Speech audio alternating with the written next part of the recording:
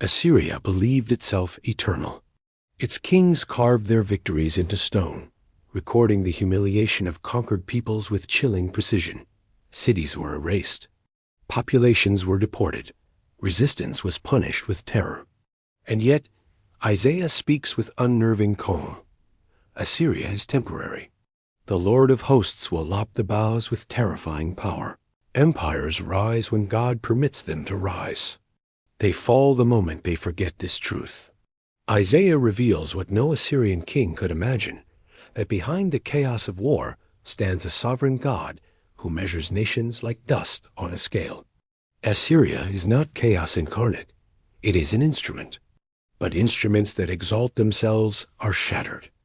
Isaiah now turns to one of the most haunting metaphors in all prophetic literature. Israel is a tree, and that tree has been cut down. Judgment will not be symbolic. It will be historical. Jerusalem will fall. The Davidic line will appear broken. The monarchy will collapse into irrelevance. All that will remain is a stump. And then Isaiah speaks words that should not exist. There shall come forth a shoot from the stump of Jesse, not from David in glory, not from a reigning king, but from what looks dead.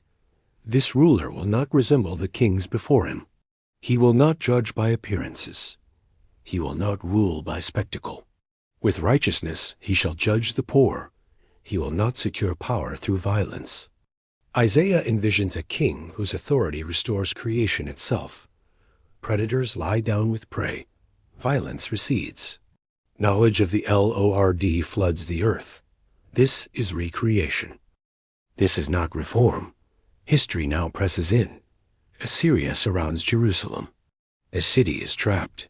The enemy commander mocks Judah's God openly, shouting in Hebrew so all may hear, "Do not let Hezekiah deceive you."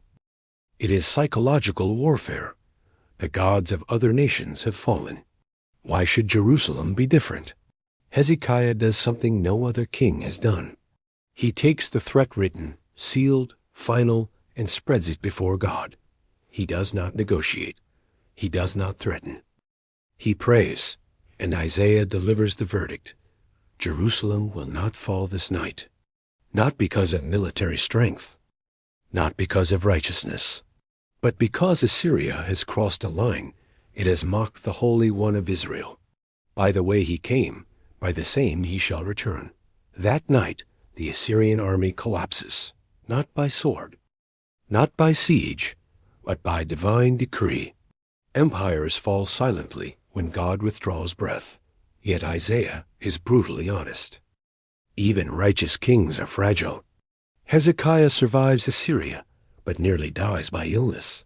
When God extends his life, the king commits a fatal error. He displays Judah's treasures to Babylonian envoys. Isaiah's response is chilling. Babylon will come, not now, but inevitably. What Assyria failed to do, Babylon will accomplish. Judgment is delayed, but not canceled. Then something astonishing happens. Isaiah's tone changes. Suddenly, the prophet speaks to a people already in exile generations before it occurs. Comfort, comfort my people. The judgment has happened. The city lies in ruins. The people sit by foreign rivers, singing funeral songs for Zion. And Isaiah announces what seems impossible.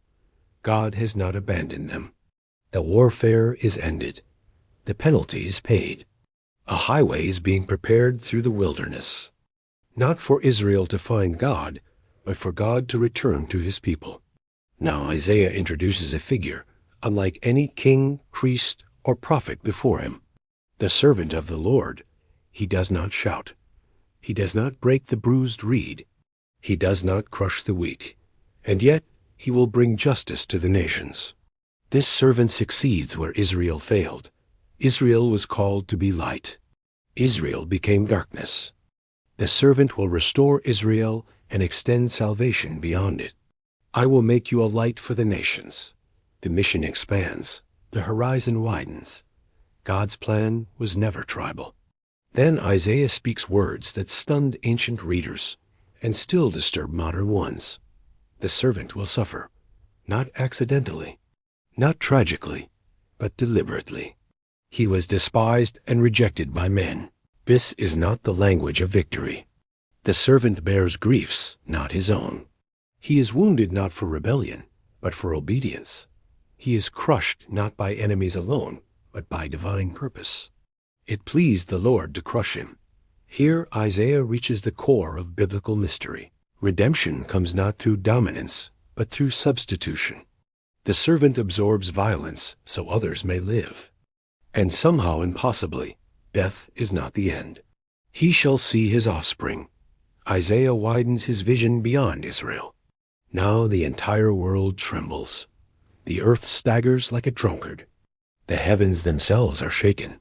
Human arrogance reaches its limit. This is not local judgment. This is cosmic reckoning. Kings are brought low. False gods vanish. History itself convulses under the weight of accumulated injustice.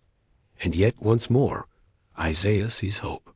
The Lord of hosts will reign on Mount Zion. The story does not end in ruin. It ends in restoration. Isaiah stands at the edge of time. Behind him, fallen cities, shattered empires, broken kings. Before him, a servant, a kingdom, a renewed world. Judgment has spoken. Exile has occurred. Hope remains. The Holy One of Israel has not finished.